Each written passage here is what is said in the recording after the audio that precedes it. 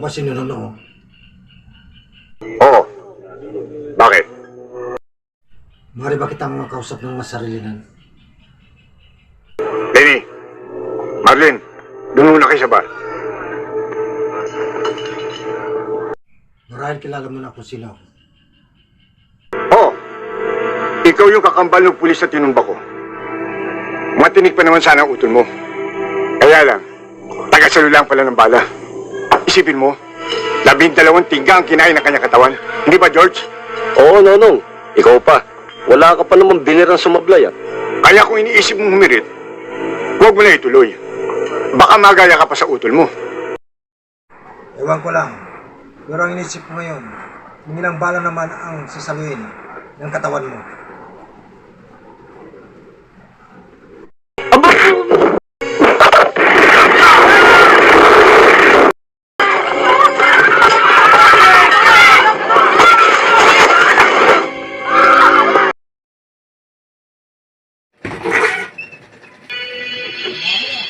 Punyeta!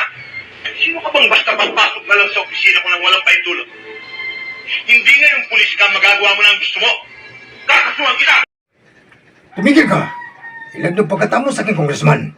Sa land grabber, sa mga bawal na gamot. Lahat ng masama pinasok mo, ilang babae pinatay mo matapos mo ang pinagsamantalan. Malala ang sakit mo sa utak. Kaya kung ako ikaw, huwag ka nang magpuga ng lalaki. Malapit-lapit ka na. Sangpala ka lang.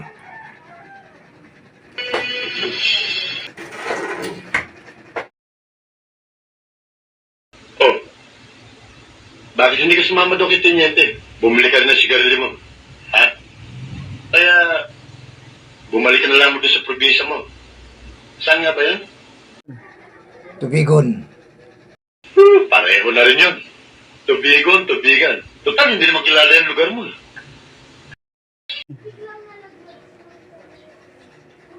Alam mo kung si Teniente Pasensyoso, ako maiksi ang PC ko.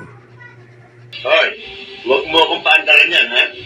Hindi mo ako kain takutin ng ganyan lang. Sana ito. Dalawa lang naman ito. Sagutin mo ko, o sagutin mo to. Naku, ano? Baka matapat sa may pala. Baka ito lang ang demonyo yan. Pumuto. Yan ang hindi mo na malalaman. Sabihin mo, sasagutin ko. May boses na ako. Upo ka, dito ka kumanta. Pag naalaman na ikinanta ko siya, papatayin ako noon. Baka munahon ko siya. Anong nalalaman mo tukol kay Teniente? Si Teniente, ang numero unong racket niya, droga. Siya pa nga mismo ang kolektor sa kita ng 3 bagsakan nito. Sa underpass, sa loob ng palengke ng Quiapo. At kadalasan, doon sa isang parking lot doon sa may sineo sa may recto. Yun lang. Meron pa.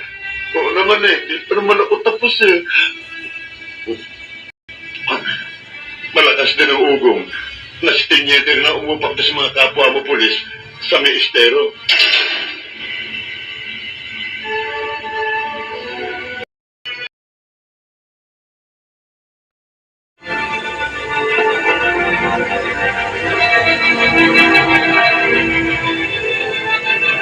Hoy, Delphine, ano bang trabaho mo dito, ha? Security o informer? Magkano naman binabayad sa'yo ng papakot? Baka naman pwede kong tumbasan. Siguro malaki, ano? Wala sa malaking halaga, ma'am. Trabaho lang.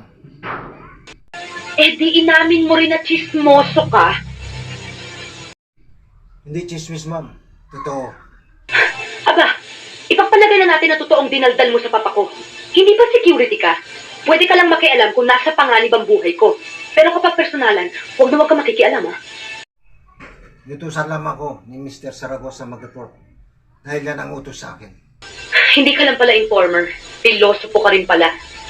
Ikaw rin. Baka hindi ka magtagal.